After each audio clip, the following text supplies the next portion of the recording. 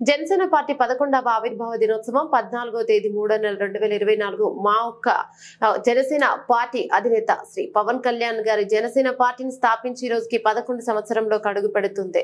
జనసేన పార్టీని స్థాపించింది ఎందుకంటే రాష్ట్రంలో ఉన్న ప్రజల, రైతుల, కార్మికుల, విద్యార్థుల, మహిళల, యువకుల, దివ్యాంగులు రాష్ట్ర అభివృద్ధికి చెందడం కొరకు, ఉద్యోగ ఉపాధి అవకాశాల కొరకు ఈ యొక్క జనసేన పార్టీని స్థాపించడం జరిగింది. ఈ రోజు జనసేన పార్టీ 11వ ఆవిర్భావ దినోత్సవ శుభాకాంక్షలు తెలియజేస్తున్న జనసేన పార్టీ దివ్యాంగులు జన సైనికుడు గోగన ఆదిశేషు.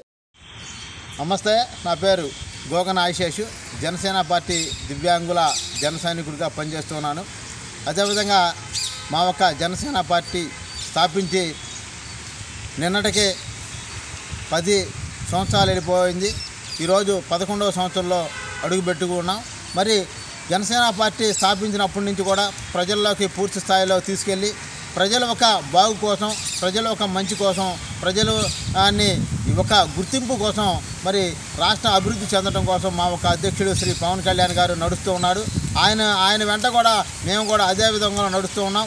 అదేవిధంగా ఈ యొక్క ఎలక్షన్లో 2024 ఎలక్షన్లో మరి పవన్ కళ్యాణ్ గారు తగ్గి మరి ఈ రాష్ట్రంలో ఉన్న ప్రజల కోసం, రాష్ట్రం కోసం, విద్యార్థుల కోసం, ఉద్యోగస్తుల కోసం ఒక మంచి కావాలని చెప్పి ఆయన తగ్గి 21 టికెట్లు 2 పార్లమెంటు తీసుకొని మరి ఈ రాష్ట్రాన్ని మంచి ప్రభుత్వాన్ని తీసుకురావడం కోసం ఆయన మంచి ఒక ఆలోచన తీసుకుని ఉన్నాడు.